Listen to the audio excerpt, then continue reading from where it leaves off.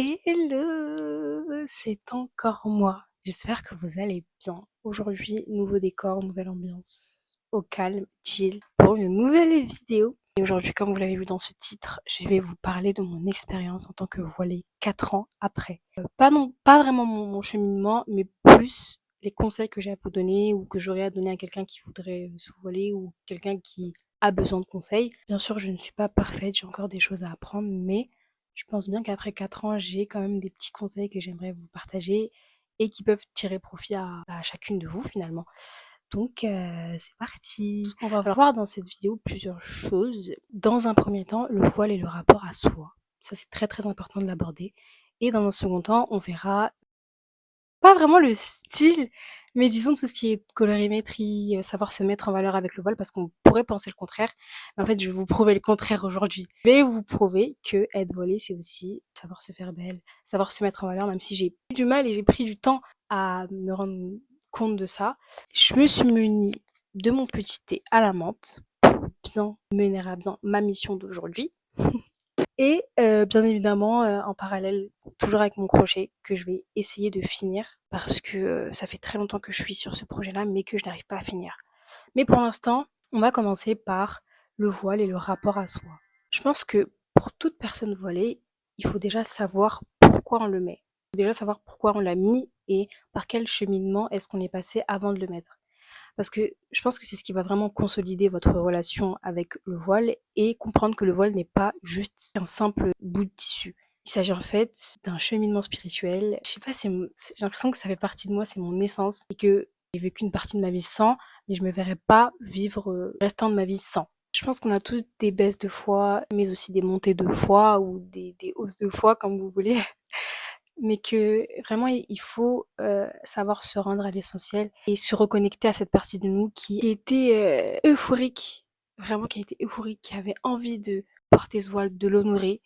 Et c'est vraiment, je pense, cette essence-là qui va vous permettre dans les moments difficiles de ne pas douter et de simplement continuer à honorer ce voile.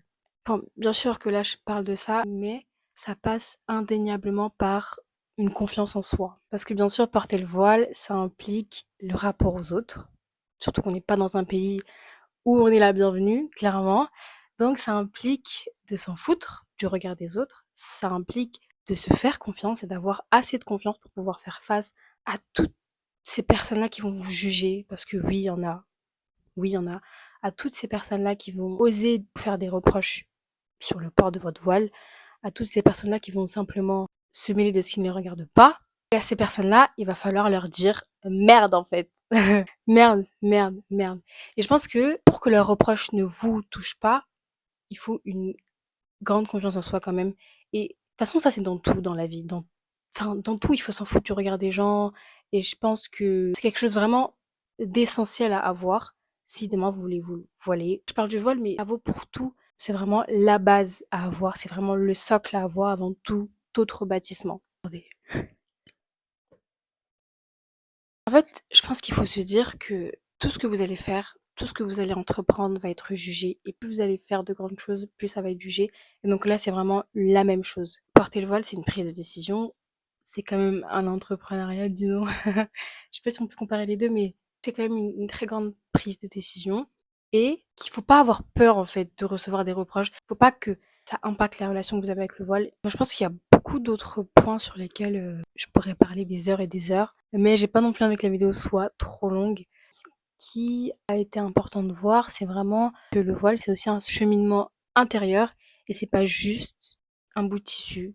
C'est vraiment quelque chose d'intérieur qu'on matérialise et je pense que c'est ça qui est important à retenir. Et de toute façon, c'est indéniablement lié et c'est vraiment un lien qu'il va falloir construire, déconstruire parfois pour reconstruire. Maintenant, la deuxième partie, c'est vraiment savoir s'habiller avec sa colorimétrie, avec son teint, avec, je sais pas, avec les matières qui vous vont le mieux ou je sais pas.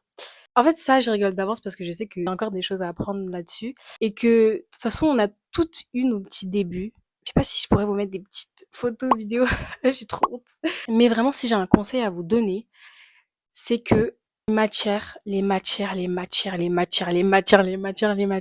de voile sont vraiment très importantes. Pourquoi je dis ça? Parce que moi, faut savoir qu'au début, j'avais tendance à utiliser que du Swan Medine et c'était mes premiers voiles que ma sœur elle m'avait acheté, donc j'étais trop contente et tout. Mais franchement, j'ai mis du temps à comprendre que ça m'allait pas plus. Honnêtement, j'aime pas trop cette matière. Vraiment, je suis fidèle au jersey premium, je suis fidèle au jersey. Vraiment, je n'aime pas du tout cette matière et j'ai pris du temps à comprendre que ça ne m'allait pas. Bien sûr qu'il y a des événements où tu es obligé de mettre du Swan Medine, tu peux pas mettre du jersey tout le temps.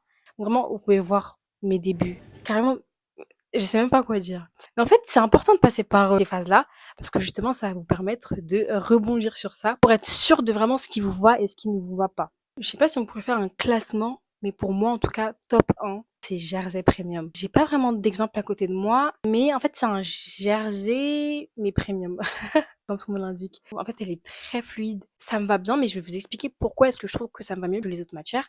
Mais du coup, je finis mon classement. Deuxième position, je mettrais le Jersey normal. Et ensuite, tout le tralala là. Franchement, je les mets tous ensemble. Matière crêpe, matière Swan Medine, matière mousseline. C'est pas vraiment la même chose, mais en tout cas, je les mettrais tous ensemble. J'en mets, hein, j'en mettrais encore, mais c'est vraiment pas ma préférence. Je veux dire pourquoi. Pourquoi j'ai compris ça. Faut savoir que moi, j'ai une tête longue, une tête de forme très ovale. Donc en fait, quand tu mets de la Swan Medine, certes, c'est très léger, c'est très fluide, mais ça va juste accentuer tes traits du visage, ça va juste l'allonger encore plus. Alors que c'est pas ça que je cherchais finalement, c'était juste mettre en valeur mon visage. Et j'attachais vraiment très bizarrement, mais je pense pas que c'était comment j'attachais le problème, c'était juste la matière en soi, en fait. T'as beau mettre des épingles, ça tient pas, t'as beau, et tu mets ça comme tu veux, ça tient pas, t'as beau, vraiment, c'est catastrophique, je n'aime pas cette matière, et en tout cas, c'était ma matière fidèle, hein. Et vraiment, je ne peux pas. Je suis désolée, je ne peux plus. Ensuite, tout ce qui est crêpe et tout, c'est pour la même raison que je trouve que ça me va pas. Alors que jersey, franchement, je trouve que ça colle bien à ma tête et ça me va bien. Mais surtout, du coup, ça va introduire la deuxième sous-partie, disons, de cette grande partie. Ce qui, je trouve, a beaucoup changé entre mes débuts et maintenant, c'est que j'ai changé les couleurs. Maintenant, je mets des couleurs beaucoup plus sombres. Quoique ça dépend, mais je mets des couleurs qui me vont, selon ma colorimétrie.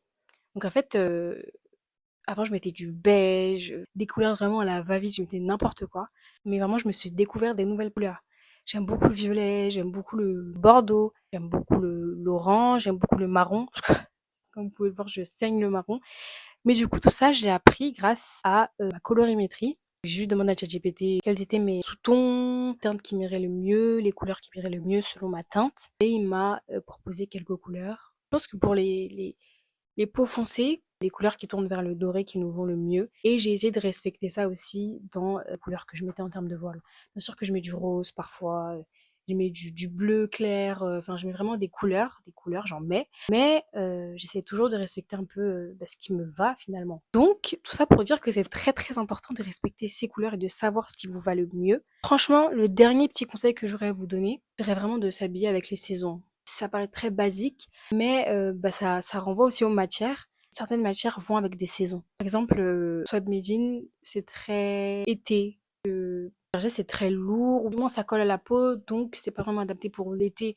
Même si moi je le mets été, hiver, printemps, automne. Mais bref, c'est pas vraiment adapté. Donc une crêpe, c'est plus été. Jersey, je dirais que c'est plus hiver. Les couleurs aussi, par exemple, violet clair, c'est plus printemps. L'orange, c'est automne. Le blanc cassé, c'est hiver. Enfin, vous voyez tout ça. C'est important de savoir ça. Avoir confiance en soi, avoir confiance en ses goûts, en ses choix. C'est l'essentiel à retenir pour cette vidéo. Et aussi, ce qui est important et ce que je tiens vraiment à dire, c'est qu'il n'y a pas de tenue parfaite. Bon, bien sûr, il faut essayer de respecter les conditions, mais il n'y a pas de couleur parfaite, il n'y a pas de façon de porter le voile parfaite.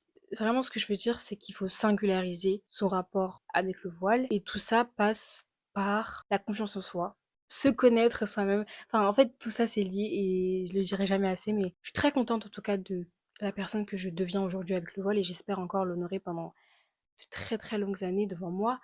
Mais honnêtement, si j'avais un conseil, c'est de vous faire confiance, d'accepter de parfois mal le porter et simplement d'enjoy en fait avec, parce qu'on peut aussi enjoy avec. Voilà, en tout cas, je compte sur vous pour vous prouver que vous pouvez être la meilleure version de vous-même avec le voile. Juste, je sais qu'il y a beaucoup de personnes qui se trouvent pas forcément jolies avec le voile. Pardon, mais pardon. Enfin, je comprendrai jamais cette folie en fait parce que pour ma part, je pense que je me suis jamais autant trouvée jolie qu'avec le voile. Vraiment, je trouve que c'est rayonnant. Ce sur toutes les femmes hein, qui le portent. Je trouve ça rayonnant, mais encore faudrait-il bien le porter.